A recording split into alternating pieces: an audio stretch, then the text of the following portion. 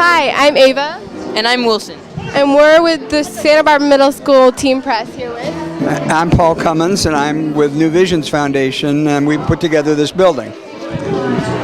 We raised the funds and did all the work to get the building up. Hi, nice to meet you, Paul.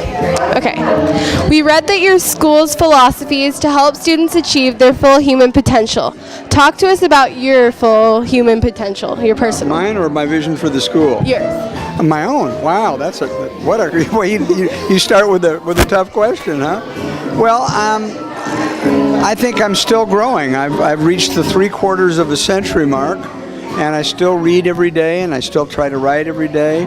And the exciting thing about being in education is that it's a constant process of learning. So I didn't realize until I was about 30 years old that I could actually write poetry. I'm still trying to get better at it, but that came relatively late. I thought I was going to be an athlete early in my life, but I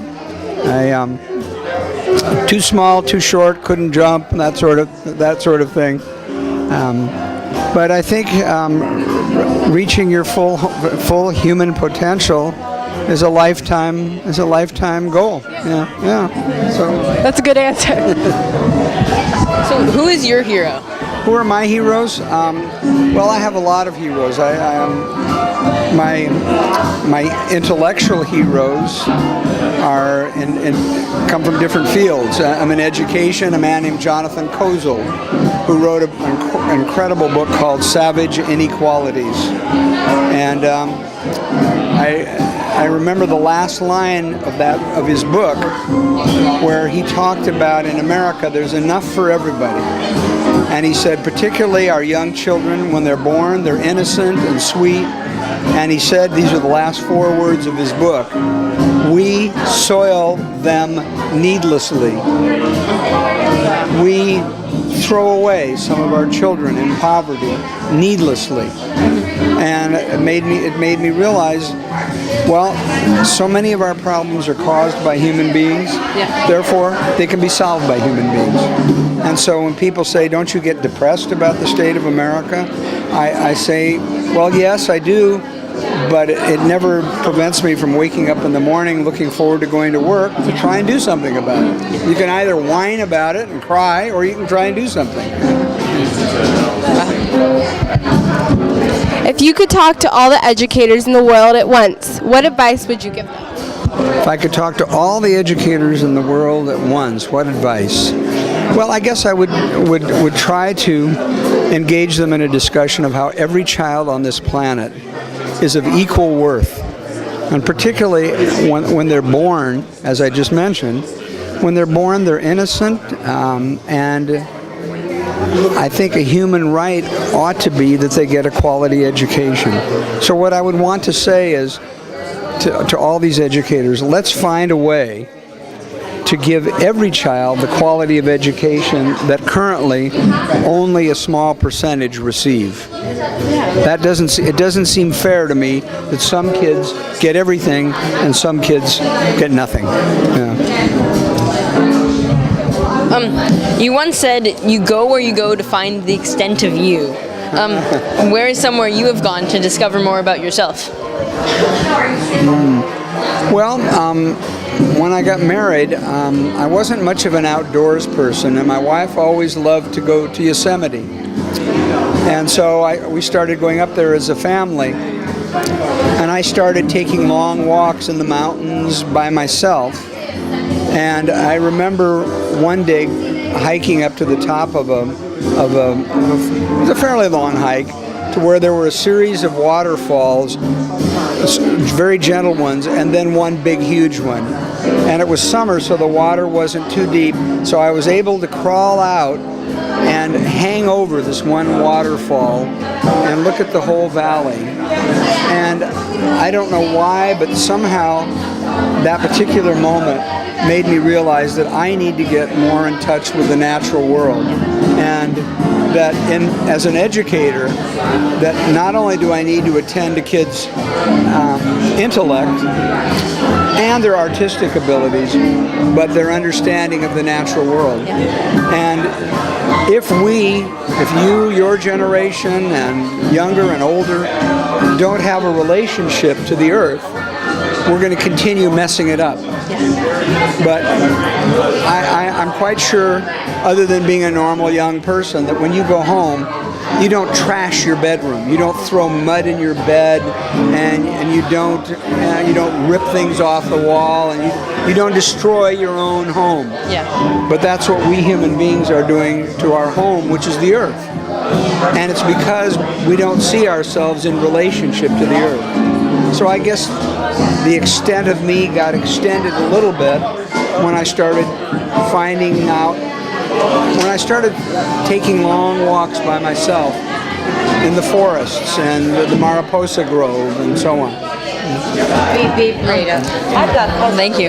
Well, our school has a strong focus on outdoor education. Great. So. Good for you guys. Yeah.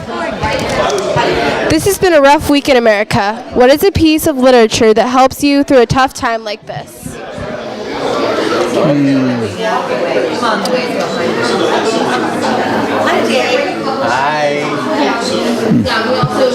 Well, I guess tonight you're going to hear a little bit. When I find myself discouraged or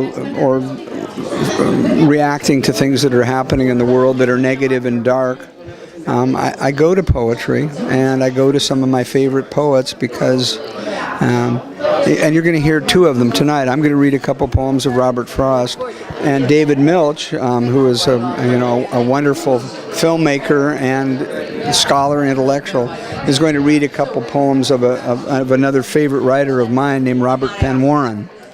And so I guess I go to literature for solace and for a deeper understanding of tragedy than what a journalist might provide, which is no knock on journalism, but that in poetry there are levels and levels and levels of understanding of what's happening in the world, and I find that a good place to go. Yeah, definitely. So what does being human mean to you? What does being human mean to me? I guess it means understanding that you're part of a family, and the more human you are, I think, the more comprehensive your view of what that family means.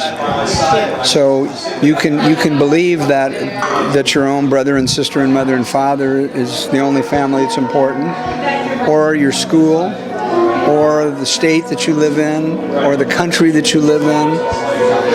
I had a dear friend who was one of my heroes by the name of Herbert Zipper. I wrote a biography about his life. He was a Holocaust survivor. And Herbert used to say, "I am a patriot of the globe." He would not say, "I am a patriot of Austria," where he grew up, or America, where he became a citizen. He thought that was way too narrow a concept of patriotism. He said, "I'm a patriot of the globe." And that to me is what being fully human is seeing your connection to all living beings. And of course I would like to see that include animals and the whole of creation. And we're destroying so much of that now because our concept of family is too small.